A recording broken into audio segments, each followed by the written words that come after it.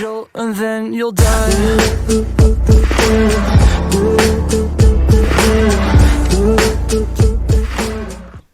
अस्सलाम वालेकुम dear viewers, आज हम हाज़िर हुए हैं एक नई वीडियो के साथ। और आज की इस वीडियो में हम डिस्कस करेंगे रिसेंटली कंडक्टेड होने वाले एटीएस टेस्ट में, जिसमें प्राइमरी टीचर्स ने पार्टिसिपेट किया था। और वन बाय वन इन तमाम एमसीक्यूज़ को डिस्कस किया जाएगा, और जहाँ पे इनको ब्रीफ करने की ज़रूरत पड़ेगी, डिटेल में जाने की ज़रूरत पड़ेगी, हम इंशाल्लाह उसको डिटेल में भी डिस्कस कर लेंगे। सो सबसे पहले हमारी जो स्टेटमेंट है वो है the adjective as to the meaning of. अब एडजेक्टिव क्या है? एडजेक्टिव बेसिकली किसी चीज़ की सिफ्त है, वो भी है, हम ही है। जैसे कि हम कहते हैं अली अच्छा लड़का है, Ali is a good boy, Ali is a bad boy. अब वो अच्छा या बुरा होना, उसका डायरेक्टली जो लिंक है, वो लिजान है, वो अली के साथ है, यानी कि नाउन के साथ है। सो ऑप्शन नंबर हमारे पास जो सी है नाउन, वो आ जाएगा फर्स्ट स्टेटमेंट में।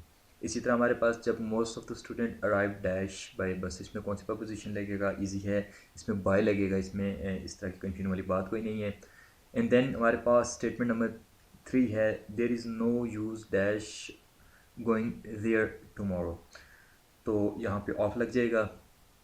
और उसके बाद हमारे पास जो स्टेटमेंट नंबर 4 है choose the opposite word of sphere. Sphere होता है सख्त किस्म का, ठीक है। अब हार्श भी सख्त होता है, हमने अपोजिट की तरफ जाना है, जबकि खाई किसी और तरफ लेके जा रहा है।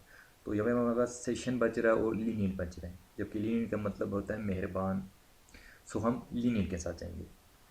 The intermediate students are not prepared dash the examination. We will always use take. So in this blank we will use to take the examination. और इसके बाद हमारे पास जो स्टेटमेंट नंबर 6 है वो है pick the similar word for addict.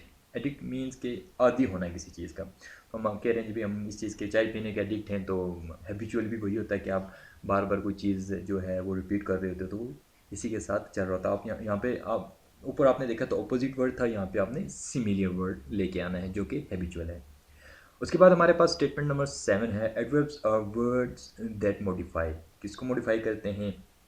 याद रखिएगा एडवर्ब हमेशा वर्ब को और एडजेक्टिव को जो है वो मॉडिफाई करते हैं। लेकिन चूंकि हमारे पास यहाँ पे एडवर्ब का ऑप्शन नहीं है और हमारे पास यहाँ पे एडजेक्टिव का जो ऑप्शन हमारे पास आ रहा है, तो एडजेक्टिव का दे सकते हैं कि कैसे ये इसको क्लेरिफाई कर सकता है, मॉडिफाई कर सकता है। तो हम कह सकते हैं Ali is too quick, is too tall, कुछ भी उसकी सिर्फ बयान कर रहे हैं, तो साथ जो हम टू लगा रहे हैं इसके साथ ये एडवर्ब आ रहा है, उसको उसकी मीनिंग को क्वालिफाई कर रहा है। और अभी आगे देख लेते हैं मज़ीद कि ठीक है जी। अभी इसके बाद जो हमारे पास नेक्स्ट स्टेटमेंट है वो है जी make haste dash we shall miss the flight, कि जल्दी करें वरना हमने जो है ना अपनी फ़्लाइट को मिस करते हैं। तो यहाँ पे और आ जाएगा। आई डोंट थिंक कि यहाँ पे भी कोई एक्सप्लेनेशन की ज़रूरत होगी। उसके बाद स्टेटमेंट नंबर 9 है, जो उर्दू का क्वेश्चन है, यहाँ से स्टार्ट हो रहा।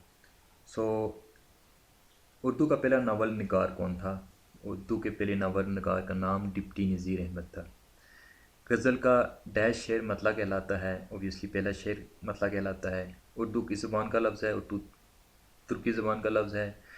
रदीफ़ का लफ्ज़ी माने क्या है?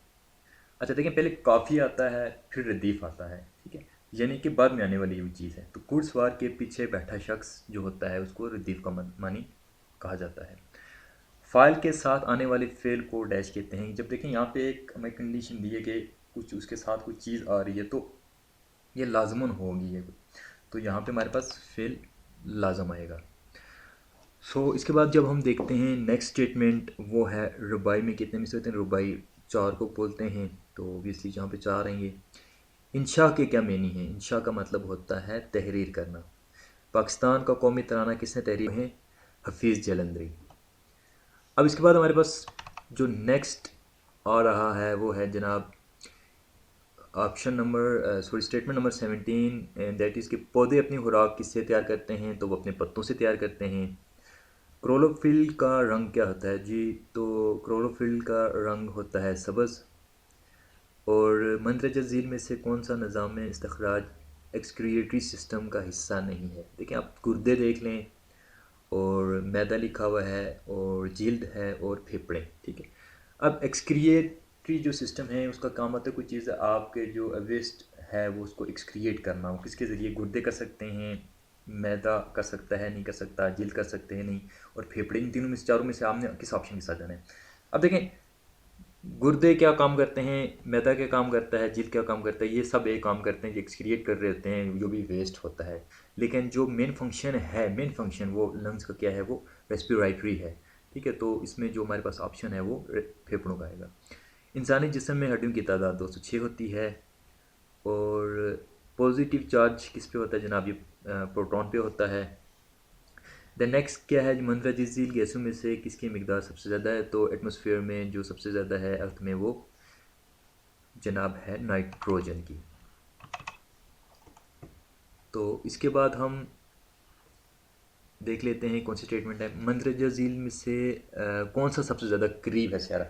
अच्छा, ये एक बड़ा टिपिकल यहाँ पे एक स्टेटमेंट आई है। अब अक्सर औक़ात यहाँ पे लोग कह रहे होते हैं कि या तो मरीख सबसे करीब है, और या फिर हमारे पास जो वेनस है वो सबसे करीब है। अब जब तरतीब देखते हैं ना, सूरज के बाद आने वाला जो सबसे पहले सियारा है वो मरकरी का है, देन वेनस है, देन अर्थ है, देन मार्स है। उसके बाद हम जितने भी हमारे जूवियन या गैशियस हमारे पास प्लैनेट्स हैं उनको तो खासी डिस्टेंस पे उनको हम डिस्कस नहीं करेंगे, लेकिन इनको जब हम इनकी स्टडी करते हैं तो हमें ये पता चलता है कि जो अर्थ के करीब जो डिस्टेंस के बारे में बात कर रहे हैं ना, तो डिस्टेंस जो है किसी भी प्लेनेट का एक दूसरे से, वो ऐसा नहीं है कि एक टाइम के लिए स्पेसिफिक होगा। ठीक है, उनके जो वो जो अपने ऑर्बिट्स में घूम रहे हैं ना सियारे, तो उस पूरे टाइम के लिए, अब जब हम 1 ईयर ले रहे हैं या एक अच्छे खासे लंबे दुरानी के लिए ले रहे हैं कि जब उसमें पूरी रोटेशन कंप्लीट कर रहा है प्लेनेट, तो उस वक्त अर्थ के कितने करीब होता है, कितने दूर होता है, उसको ज़रा से हम इसको डिस्कस करते हैं तो आपको अच्छे से समझ आ जाएगी। अब मोस्टली लोगों ने गलती की है कि वो या तो वेनस के साथ चले गए या फिर मैथ्स के साथ चले गए, क्योंकि उन्होंने इसको गूगल किया हुआ था। और मज़े की बात यह है कि जो हमारा अर्थ का डिस्टेंस है from sun is 149 million kilometre. और इसके बाद जब हम बात करते हैं वेनस की, तो जो मिनिमम डिस्टेंस है वो 40 मिलियन किलोमीटर है, जबकि जो फर्देस्ट डिस्टेंस है, मैक्सिमम डिस्टेंस है, वो 161 मिलियन किलोमीटर है। लेकिन यही बात अगर की जाए मैर्स की, तो मैर्स जो है वो उसका मिनिमम डिस्टेंस है 54 मिलियन किलोमीटर और मैक्सिमम है 401 मिलियन किलोमीटर। और इस तरह मरकरी की बात की जाए तो वो 47 मिलियन किलोमीटर है मिनिमम, और मैक्सिमम है 70 मिलियन किलोमीटर। अब यहाँ पे जो आप बात गौर करने वाली है वो, उस पर ज़रा गौर कीजिएगा कि जो नियरेस्ट पॉइंट है वेनस का अर्थ से और मरकरी का अर्थ से, वेनस का नियरेस्ट 40 मिलियन किलोमीटर है, जबकि मरकरी का 47 मिलियन किलोमीटर। यानी कि वेनस मरकरी से ज़्यादा करीब तो आता है, लेकिन किसी ख़ास पॉइंट पे आता है। अब हमने ये करना होता है कि हमने इनका एवरेज डिस्टेंस निकालना होता है, और एवरेज डिस्टेंस जब निकालते हैं तो हमारे पास जो आ जाता है वेनस का, वो 93 मिलियन किलोमीटर आता है, जबकि मैर्स का 225 मिलियन किलोमीटर। और जब मरकरी की बात की जाती है तो वो 77 मिलियन किलोमीटर है। यानी कि जो 50% अर्थ के करीब रहने वाला प्लैनेट है वो हमारे पास मरकरी है, जबकि बाकी 50% की डिवीजन हो रही है मार्स और वेनस के बीच में। अब जो इसका जो ऑर्डर के हिसाब से हम देख रहे होते हैं तो हमें या तो वेनस करीब लग रहा है या फिर मार्स, लेकिन जब हम डिस्टेंस को जो इसके एलिप्टिकल जो इसकी रोटेशन है प्लैनेट्स की, तो उसके बारे में जब हम इनका मीन डिफरेंस निकालते हैं, मीन डिस्टेंस निकालते हैं, तब हमें पता चलता है कि जो मरकरी है वो हमारी अर्थ के सबसे करीब तरीन है। सो नेक्स्ट ऑप्शन पे हम जाते हैं कि अच्छा जी, इसमें अभी कौन सा आ रहा है जनाब? ठीक है जी, बेशक से प्रिज्म लिखा हुआ है कि जब रोशनी गिरती है तो पर रोशनी गिरती है तो कितने कलर में तकसीम होते हैं? तो हमारे पास 7 रंग होते हैं, जिस तरह सूरज के हमारे पास रंग हैं। हातिम में से सबसे पहले किस वजह में शामिल हुई थी? ग़ज़वा उहद में हुई थी। तो रात हज़रत मूसा अलैहिस्सलाम पे नाजिल हुई थी। अशरा मुबशरा में 10 सहाबा थे। कुरान के लफ्ज़ी मानी बार बार पढ़े जाने वाला एक किताब है। बरसगीर में सबसे पहली कुरान पाक का जो तर्जुमा किया गया था वो सिंधी ज़बान में किया गया था। झील सैफुल मुलूक मानसेरा में है। अक़वाम मुत्तहिदा का हेड क्वार्टर है न्यूयॉर्क में। अब इसके बाद नेक्स्ट देख लेते हैं और क्या क्या चीज़ें इसमें। ठीक हो गया। मंदरजा झील में से कौन सा मुल्क एशिया में वाक़ा नहीं है? सो श्रीलंका है, लीबिया है, तुर्की है और हमारे पास क्या है जनाब, अफ़गानिस्तान है। अफ़गानिस्तान एशिया में है, तुर्की भी एशिया में है, श्रीलंका भी एशिया में है, लीबिया एशिया में नहीं है, ये अफ्रीका में है। मुस्ततील का रकबा निकालने का फार्मूला क्या है? ये आई थिंक रेक्टेंगुलर को बोलते हैं और इसका होता है लेंथ टू विड्थ, यानी टूल और अर्ज को हम जब साथ लेते हैं तो ये हमारे पास मुस्ततील आता है। उसके बाद हमारे पास जो नेक्स्ट स्टेटमेंट है उसकी तरफ चलते हैं।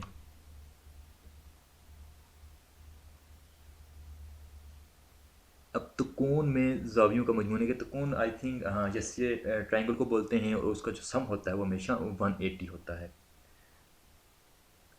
और इसके बाद 1 किलोमीटर में 1000 मीटर होते हैं, 1 एकड़ में 160 मरले होते हैं। एक शहर की आबादी 15% सालाना की शरह से बढ़ रही है। अगर इस वक्त शहर की आबादी 4000 है तो 2 साल के बाद उसकी आबादी कितनी होगी?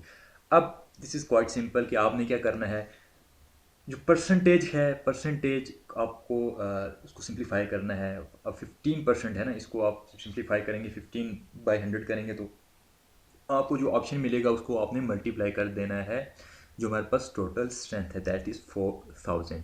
सो जब हम इसके साथ इसको मल्टीप्लाई करेंगे हमारे पास जो भी ऑप्शन आएगा, और अब ये नेक्स्ट स्टेटमेंट में देखें जी, तो 2 साल के बाद, अभी 1 साल की बात नहीं हो रही है, 2 साल की बात हो रही है, तो हमारे पास जो आंसर आएगा ना, तो आंसर मैंने इसको निकाल के देखा तो ये 600 आ रहा था। तो 600 को हम जब डबल इसको क्या कर लेंगे, मल्टीप्लाई कर लेंगे 2 से, तो हमारे पास क्या आ जाएगा, 1200 आ जाएगा। अब जो हमारे पास न्यू वैल्यू आएगी 15% वाली, उसको इनिशियल वैल्यू जो कि 4000 में है ऐड कर लेंगे तो हमारे पास इसका आंसर आ जाएगा विच इज़ 5200। अब 24 घंटे में कितने सेकंड्स होते हैं? It's quite easy. 1 घंटे में कितने होंगे? आपको पता है कि 1 मिनट में 60 सेकंड होते हैं, तो 1 घंटे में कितने होंगे? 60 मिनट हैं तो 60 मिनट में आगे मज़ीद फर्दर 60 सेकंड्स होते हैं। इनको इस तरह मल्टीप्लाई करते करते तो हमारे पास जो इसका आंसर आएगा वो 86,400 है। ये आप कर लीजिएगा, प्रॉब्लम होती है तो काइंडली अब मुझे बता दीजिएगा कि सूबाई पुलिस ने पुलिस 41 ऐप का इजरा किया था। ठीक है, तो ये जो सबसे पहली ऐप यहाँ पे इसका इजरा किया गया था तो वो KPK पुलिस ने किया था। किस मुल्क के पास सबसे ज़्यादा गैस के ज़खायर मौजूद हैं? सो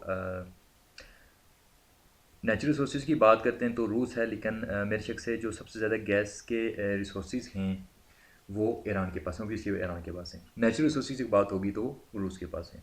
आज़ाद कश्मीर की सरकारी ज़बान कौन सी है? तो आज़ाद कश्मीर की सरकारी ज़बान उर्दू है। कारगिल की जंग 1999 में लड़ी गई थी। आज़ाद कश्मीर के सबसे पहले सदर का नाम सरदार मोहम्मद इब्राहिम ख़ान था। ठीक। आज़ाद कश्मीर के अजला की तादाद 10 है।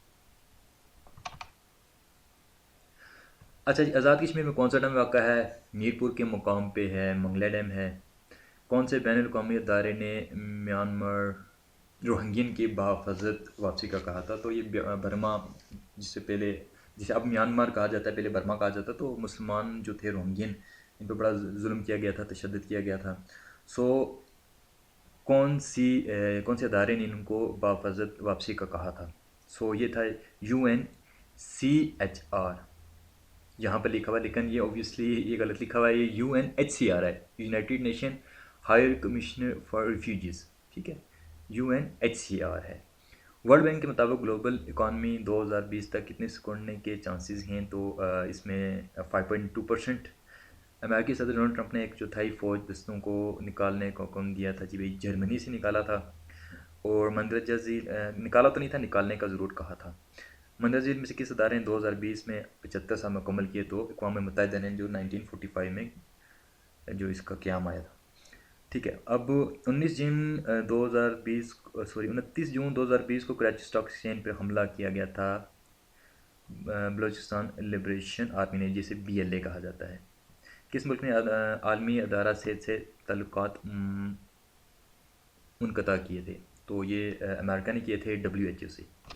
नेक्स्ट चलते हैं और अब हमारे पास देखते हैं कौन से ऑप्शंस हैं। पंजाब गेम्स 2019 में 6 गोल्ड मेडल जीत कर किसने तारीख़ रकम की? इज़लान खान ने की थी, T20 में 100+ मैचेस खेलने का एजाज़ किसे हासिल है? तो सनामीर को हासिल है। अच्छा, तकवीम एवोल्यूशन से मुराद ये है कि आपने किसी फाइनल चीज़ को टू जज, किसी चीज़ को फाइनलाइज करना होता है, यानी कि फैसला करना होता है।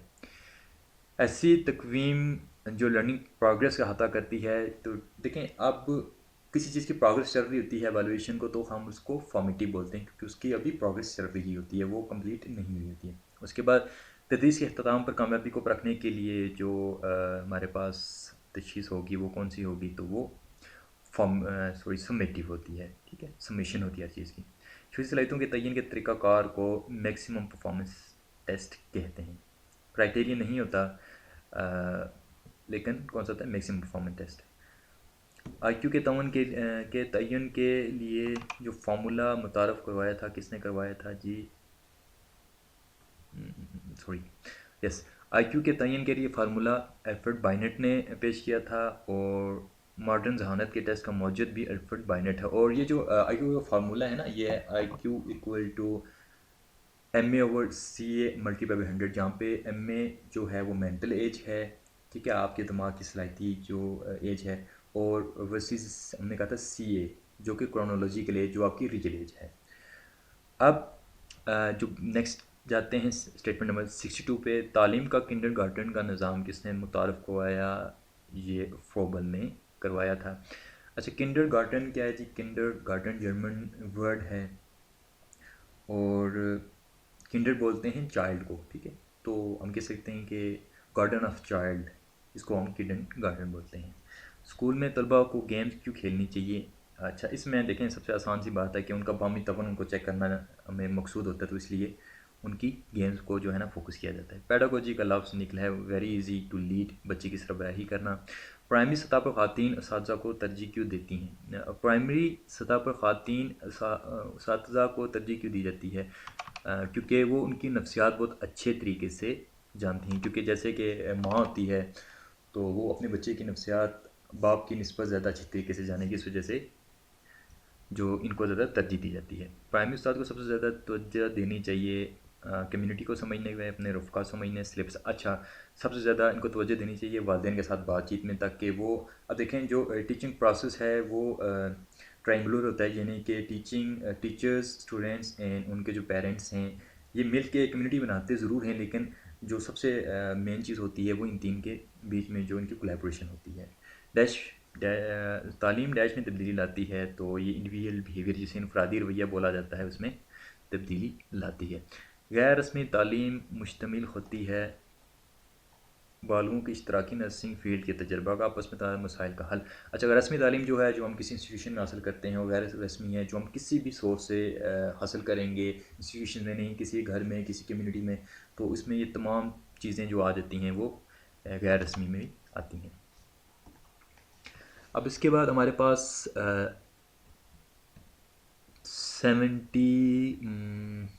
69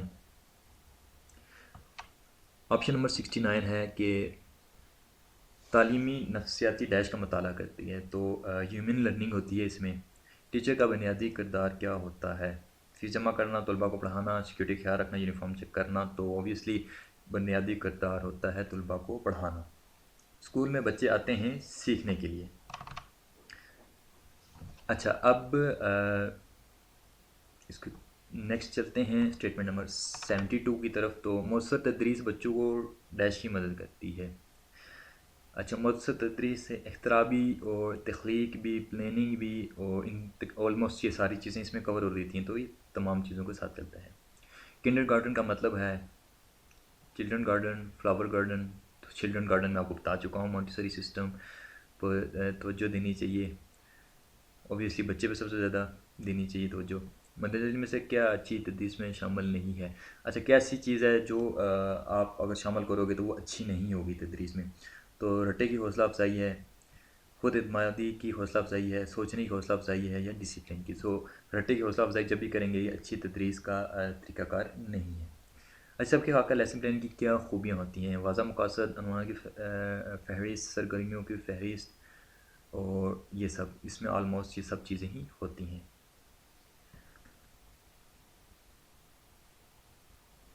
अच्छा, मंदरजा झील में से कौन सी खासियत तरगीबी तदरीस में शामिल नहीं? इसमें देख लेते हैं, शमूलियत की हौसला अफजाई, एतमाद देना, तलबा की हौसला अफजाई और मालूमात थोपना। कि अब कौन सी खासियत जो है तदरीस ऐसी तरगीबी तदरीस में शामिल नहीं है। हौसला अफजाई हमेशा मोटिवेट को स्टूडेंट्स को करना चाहिए, उनको उनका कॉन्फिडेंस बिल्डअप करना चाहिए, उनको उनकी पार्टिसिपेशन को भी इन्हेंस करना चाहिए। लेकिन मालूमात जो है वो नहीं थोपनी चाहिए, क्योंकि इसका पर्पस कोई भी नहीं होता। डिमॉन्स्ट्रेशन तरीक़ाकार इस्तेमाल किया जाता है साइंस सब्जेक्ट्स के लिए। मौसर स्कूल नसाब करिकुलम की बुनियाद। अब यहाँ पे क्या है जी, थियरी और रिसर्च है, प्रैक्टिकल है, थियरी है। और करिकुलम जो होता है उसमें आपकी कौन कौन सी चीज़ें होती हैं, तो उसमें आपका ज़्यादातर थियरी है और इसमें आपकी रिसर्च भी होती है।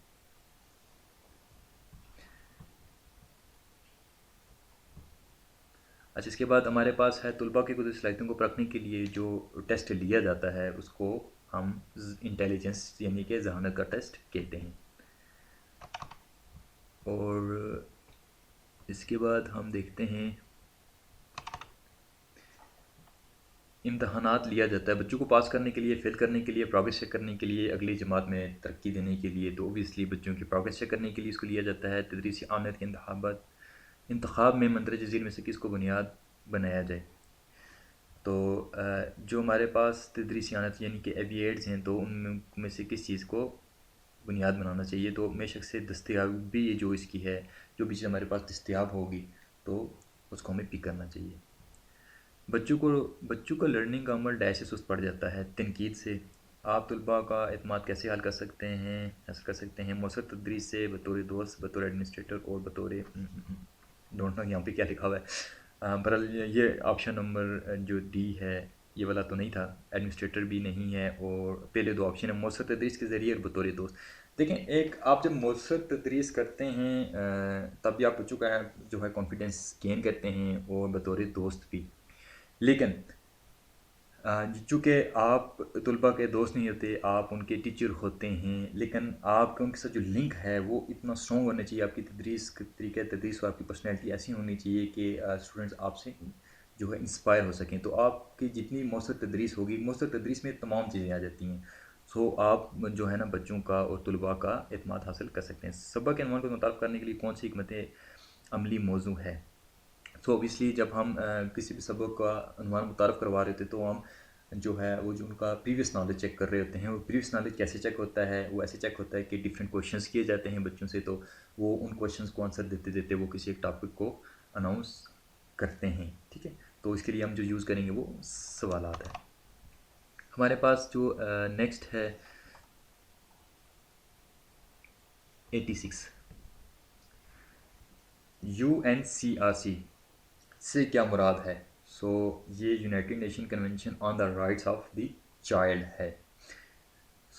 UNCRC किस उम्र का अहाता करती है? ये आपकी बर्थ से लेके 18 ईयर्स तक का अहाता करती है।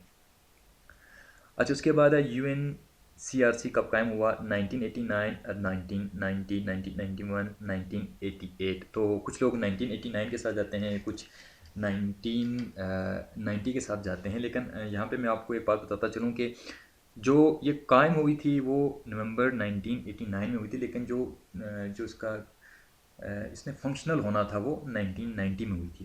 इसका जो क़याम हुआ था वो 1989 में हुआ था। किस मुल्क ने UN लिखा हुआ ना, UNCRC पे दस्तखत नहीं की। अच्छा, यहाँ पे USA, सोमालिया, फ्रांस, इरिट्रिया, यहाँ तो कुछ नाम ही अलग लिखा हुआ इन्होंने। तो बहरहाल ये 4 मुल्क दिए तो फ्रांस ने किया था, इरिट्रिया ने भी किया हुआ। 3 ममालिक थे जिन्होंने नहीं किया था, USA, साउथ सूडान और सोमालिया ने। जबकि 2015 में सोमालिया ने इस पर सिग्नेचर कर लिए थे, उसका मेंबर बन चुका था। और साउथ सूडान एक नया मुल्क जो कि 2011 में दुनिया के नक्शे पे। इससे पहले तो ये तो हमने क्या ना 1989 में कायम हुई थी, तो तब ये था नहीं, जस्ट सूडान था। और सूडान के अलग होने के बाद साउथ सूडान बना। उस पर भी अभी वर्कआउट किया जा रहा है, लेकिन USA ने इसको नहीं सिग्नेचर किया। और उसकी वजह ये थी कि वो कह रहे हैं कि अगर कोई भी इस तरह की इंस्टीट्यूशन है जो कोई भी इस तरह के जो अदारे हैं, अगर उनकी बात को माना जाएगा और उनके लॉज को इम्प्लीमेंट किया जाएगा यूएस में, तो उनकी जो अपनी साख है, जो उनकी अपनी हिकमत अमली है, वो इससे मुतासर हो सकती है। अब हम चलते हैं नेक्स्ट। अच्छा जी, लर्निंग प्रोसेस में बेहतरी लाने के लिए तालीम में टेक्नोलॉजी के इस्तेमाल को आईसीटी बोला जाता है। इमाइल के मुताबिक तालीम में सबसे नोबल काम किसको बनाता है? सोचने वाले को। जब कोई टीचर पहले दिन क्लास में दाखिल हो तो उसका नफ्स मजमून होना चाहिए। क्या होता है जनाब? जब भी कोई टीचर होता है तो सबसे पहले वो इंट्रोड्यूस करवाता है अपने आप को। जब अच्छा, क्लास में नफसियाती माहौल की बुनियादी ज़िम्मेदारी किस टीचर की किसकी होती है? सब्जेक्ट टीचर की होती है, क्लासरूम टीचर की, तालिब इल्म खुद की, प्रिंसिपल। अब देखें, क्लास में बच्चे जो होते हैं वो तो खुद इतना डिसिप्लिन तो क्रिएट नहीं करते, वरना उनको छोड़ दिया जाए। उनको क्या ज़रूरत होती है कि टीचर की निगरानी में उनको पढ़ाया जाए। सो जो नफसियाती माहौल की बुनियादी ज़िम्मेदारी होती है वो देखें, अब जो आपका क्लास टीचर है ना, वो उस पर बड़ा डिपेंडेंट होता है सब कुछ। क्योंकि जब किसी भी क्लास टीचर जो होगा वो अच्छा होगा, तो वो आप देखेंगे कि वो जो माहौल बन रहा है, जो उसकी जो साइकोलॉजी है उससे मैच हो रही है, जो उस इन्वायरमेंट से, तो वो बड़ी अच्छी और पॉजिटिव होती है। लेकिन जब कोई सख्त टीचर आपको मिलेगा तो ऑब्वियसली जो आपका क्लास का जो माहौल है वो काफ़ी अजीब तरह का होगा। सो हम क्लास टीचर के साथ जाते हैं इस ऑप्शन पे। हम डैश में मखसूस स्पेसिफिक से उमूमी जनरल की तरफ जाते हैं। स्पेसिफिक से जनरल की तरफ हमेशा इंडक्टिव में जाते हैं। तो यानी कि कोई भी हमारे पास स्टेटमेंट है, स्टेटमेंट को लेके हम एग्जांपल्स लेते हैं, ठीक है, उनको एग्जाम्पलीफाई किया जाता है, जो उसको जर्नलाइज किया जाता है। ये इंडक्टिव मेथड है। डिटेक्टिव मेथड में हम ये करते हैं, एग्जांपल्स और इन तमाम चीज़ों को लेके हम चलते हैं किसी स्पेसिफिक स्टेटमेंट की तरफ, ठीक है। सो हमारे पास अब ऑप्शन नंबर 5 है, कॉग्निटिव डोमेन वाबस्ता है किससे? अब देखें, लर्निंग डोमेन्स हैं सारी, लेकिन इन डोमेन में 3 एरियाज़ को डिस्कस किया गया है। मैनर्स हैं, ठीक है, अफेक्शन यानी कि नॉलेज है, कोग्निशन से है, और फिजिकल मूवमेंट यानी कि साइकोमोटर। सो अब देखें, हमने स्पेसिफिक में जाना है। लर्निंग जो है, लर्निंग डोमेन ही है, लेकिन अभी यहाँ पे हमारे पास जो आ गई 3 ऑप्शन आ गए ना, इसको एमसीक्यू के उन्होंने जो स्पेसिफाई कर लिया है। अब कुछ लोग लर्निंग की तरफ जा रहे हैं और कुछ नॉलेज की तरफ जा रहे हैं। सो हम यहाँ पे नॉलेज के साथ जाएंगे, क्योंकि लर्निंग तो ये तीनों को डिस्कस करती है, तीनों डोमेन्स को, लेकिन कॉग्निटिव डोमेन जो स्पेसिफिक है वो नॉलेज को डिस्कस करती है। चंकिंग की टेक्निक है मेमोराइजेशन की, open the door, close the door, ये छोटे छोटे चंक्स यूज़ करते हैं हम कोई भी लैंग्वेज सीखने के लिए, स्पेशली तो मेमोराइजेशन होती है यहाँ पे। क्लास में पढ़ाते वक्त ऐसा काम जिसमें 2 या 2 से ज़्यादा लोग शामिल हो। अच्छा, जब 2 से या उससे ज़्यादा लोग शामिल होते हैं तो ये हमेशा कोलैबोरेटिव लर्निंग होती है। अच्छा उस्ताद, किस किस्म के माहौल को तरजीह देगा? अच्छा, एक बहुत ही मुतअम्मल डिसिप्लिन वाली क्लास, खामोश और मुतवज्जा क्लास। ऑब्वियसली खामोश और मुतवज्जा क्लास नहीं हो सकती। होशियार क्लास जो आपके बनाए हुए उसूलों पर अमल करे। और देखें, और मुद्दब तलबा जो उस वक्त बोले जब उन्हें कहा जाए। सो ऑप्शन नंबर 1 भी नहीं होगा, बी भी नहीं है, ऑप्शन नंबर डी भी नहीं है। एक बहुत ही मुतअल्लिक़ डिसिप्लिन वाली क्लास ऑब्वियसली ये वाली होगी। डिसिप्लिन क्लास टाइम पे बोलेगी, वो उसूलों पे अमल पैरा भी होगी, और मुतवज्जो से वो जो भी लेक्चर्स हैं उनको भी सुनेगी। क्लास में तदरीस की हिकमत अमली में रेगुलर तब्दीलियों के लिए ज़रूरत है। किस चीज़ की ज़रूरत है? अच्छा, तो ये तलबा की सलाहियतों से मुताबिकत रखती हों, तलबा का बोझ कम करें, सबों के मंदिर। अच्छा ठीक है जी, तीनों चीज़ों से मुताबिकत होनी चाहिए इनकी, तो ऑप्शन नंबर डी है। अब इसमें जो हमारा लास्ट स्टेटमेंट है वो है, मीनार पाकिस्तान की लंबाई कितनी है? तो ये 70 मीटर है। आई होप सो कि आपको आज की वीडियो अच्छी लगी होगी। सो इस तरह की और वीडियोज़ देखने के लिए हमारे चैनल को सब्सक्राइब कीजिए।